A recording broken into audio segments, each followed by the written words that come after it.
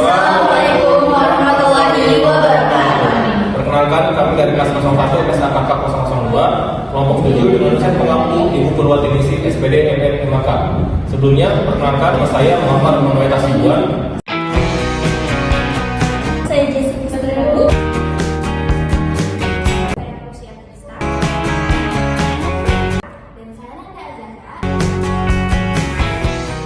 Di sini kami akan mempresentasikan hasil kerja dari kelompok kami, yaitu yang bertemakan pengentasan ekonomi berbasis industri kreatif. Kemiskinan merupakan permasalahan yang paling mendasar pada negara berkembang seperti Indonesia. Kemiskinan didefinisikan sebagai ketidakmampuan seseorang dalam memenuhi kebutuhan dasarnya karena ketidakberdayaan dalam mengakses atau menguasai sumber-sumber ekonomi. Ketidakmerataan pembangunan ekonomi menjadi salah satu penyebab terjadinya kemiskinan. Oleh karena itu, pengentasan kemiskinan dan pemerataan pembangunan menjadi aspek yang paling penting dalam agenda kebijakan pemerintah. Masalah kemiskinan tidak terlepas dari masalah ekonomi lainnya, yaitu ketimpangan pendapatan. Ada relasi yang kuat antara kemiskinan, ketimpangan, dan juga pertumbuhan ekonomi. Kemiskinan yang ketimpangan pendapatan adalah masalah sosial yang harus diselesaikan, dan ini menjadi tanggung jawab bersama baik pemerintah, swasta, dan organisasi masyarakat sipil. Dari sisi peran pemerintah, berbagai program dan kebijakan pembangunan telah dilakukan untuk mengacu pertumbuhan ekonomi. Namun, ini tidak serta-merta dapat menyelesaikan masalah sosial tersebut. Pada dasarnya, pemerintah dapat melakukan banyak hal yang dapat menyelesaikan masalah sosial karena kemampuannya dalam mengakses dan mengelola sumber daya. Akan tetapi, dalam kenyataannya tidak demikian karena ada beberapa alasan yang mendasar.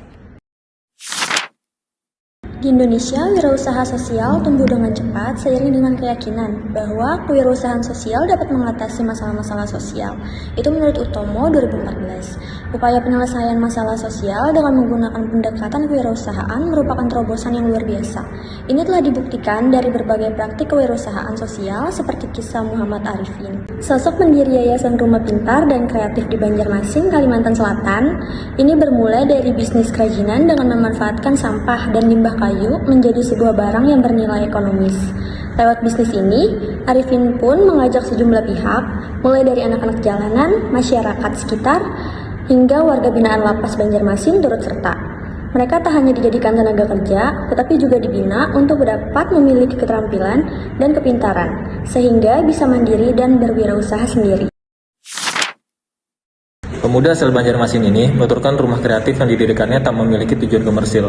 Pasalnya, apa yang Arifin lakukan ini untuk menciptakan wadah. Ia membentuk serta menggerakkan seluruh binaan dengan berbagai latar belakang masalah untuk bisa mendapatkan kehidupan yang lebih baik. Uniknya, ia menyulap barang-barang bekas yang dikumpulkannya dari sejumlah tempat seperti velg sepeda, drum, dan ban mobil bekas menjadi sofa, lemari, dan lain-lain. Sendok plastik pun dia jadikan lampu hias, begitu pula kawat bekas dia jadikan bunga bonsai. Hal yang sama dilakukan pada koran bekas. Untuk memasarkan produk-produk kerajinan usaha, Arifin menuturkan dia bekerja sama dengan Dinas Perindustrian dan Perdagangan Banjarmasin. Produk-produk kerajinan usaha juga dia pasarkan secara online. Selain di Indonesia, produk-produk kerajinan usaha yang kami hasilkan, kami pasarkan ke Jepang, Korea, Nepal, Singapura, dan Malaysia, ungkap Muhammad Arifin. Lewat kegiatan ini, kami dapat mengurangi aktivitas negatif yang kemungkinan terjadi dalam kesalahan pergaulan yang dilakukan pemuda dan anak-anak. Mendukung program pemerintah dalam mengurangi dan memerangi kemiskinan dengan menjadikan pemuda sebagai wirausahawan dengan mengandalkan kemampuan dan kreativitas yang dibekali, sambungnya. Kisah di atas ini bukan hanya membuka lapangan pekerjaan yang bisa mengurangi angka kemiskinan, tetapi juga mengolah limbah menjadi barang yang bernilai ekonomis dan mempunyai nilai jual.